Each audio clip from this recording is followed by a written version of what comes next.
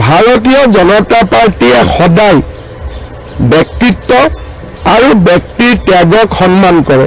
প্ৰদীপ বৰদলৈয়ে আমাৰ দলত কিবা এটা পাব অহা নাই, তেওঁ কিবা এটা ত্যাগ কৰি আহিছে। MLAতকৈ MP বহুত সন্মানপূৰ্বক, কাৰণ এজন MLA এটা সমষ্টি চাই, এজন MPয়ে 10টা সমষ্টি চাই। প্ৰদীপ বৰদলৈয়ে আমাৰ দলত কিবা এটা পাব অহা নাই, তেওঁ কিবা এটা ত্যাগ কৰি আহিছে। কাৰণ তেওঁ আজি নগাঁও লোকসভাৰ এজন চিটিং MP আৰু 3.5 বছৰ তেওঁৰ কাৰ্যকাল আছে, অলপ বেছিয়ে আছে।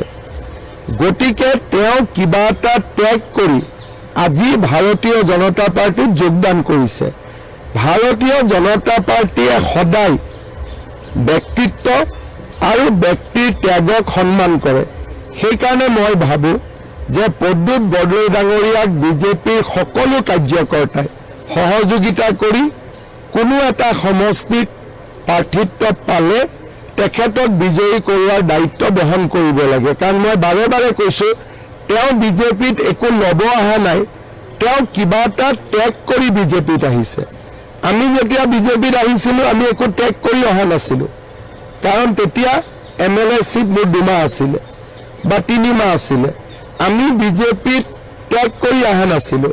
প্ৰদ্যুৎ বৰদলৈয়ে আমাৰ ইতিহাসত প্ৰথম যোনে কংগ্ৰেছৰ পৰা জইন কৰিব কিবা এটা ত্যাগ কৰি আহিছে।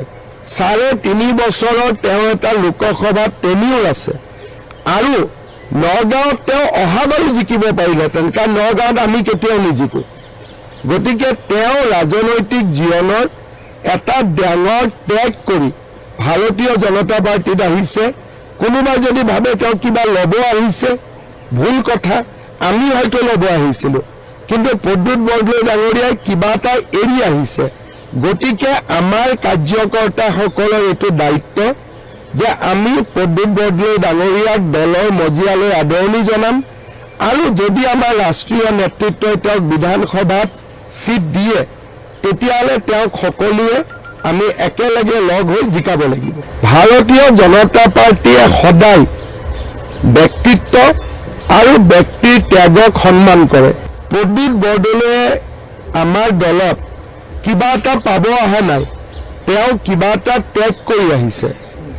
MLAতকৈ MP বহুত সন্মানপূৰ্বক, কাৰণ এজন MLA এটা সমষ্টি চাই, এজন MPয়ে 10টা সমষ্টি চাই। প্ৰদীপ বৰদলৈয়ে আমাৰ দলত কিবা এটা পাব অহা নাই, তেওঁ কিবা এটা ত্যাগ কৰি আহিছে। কাৰণ তেওঁ আজি নগাঁও লোকসভাৰ এজন চিটিং MP আৰু 3.5 বছৰ তেওঁৰ কাৰ্যকাল আছে, অলপ বেছিয়ে আছে। গতিকে তেওঁ কিবা এটা ত্যাগ কৰি আজি ভাৰতীয় জনতা পাৰ্টীত যোগদান কৰিছে। ভাৰতীয় জনতা পাৰ্টীয়ে সদায় ব্যক্তিত্ব আৰু ব্যক্তিৰ ত্যাগক সন্মান কৰে। সেইকাৰণে মই ভাবোঁ যে প্ৰদ্যুৎ বৰদলৈ ডাঙৰীয়াক বিজেপিৰ সকলো কাৰ্যকৰ্তাই সহযোগিতা কৰি কোনো এটা সমষ্টিত প্ৰাৰ্থিত্ব পালে তেখেতক বিজয়ী কৰোৱাৰ দায়িত্ব বহন কৰিব লাগে। কাৰণ মই বাৰে বাৰে কৈছোঁ, তেওঁ বিজেপিত একো ল'ব অহা নাই, তেওঁ কিবা এটা ত্যাগ কৰি বিজেপিত আহিছে। আমি যেতিয়া বিজেপিত আহিছিলোঁ আমি একো ত্যাগ কৰি অহা নাছিলোঁ, কাৰণ তেতিয়া MLA চিট মোৰ 2 মাহ আছিলে বা 3 মাহ আছিলে।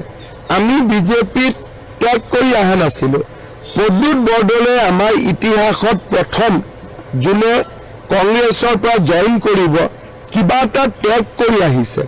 3.5 বছৰৰ তেওঁ এটা লোকসভাত টেনিউৰ আছে আৰু নগাঁৱত তেওঁ অহাবাৰো জিকিব পাৰিলেহেঁতেন, কাৰণ নগাঁৱত আমি কেতিয়াও নিজিকোঁ।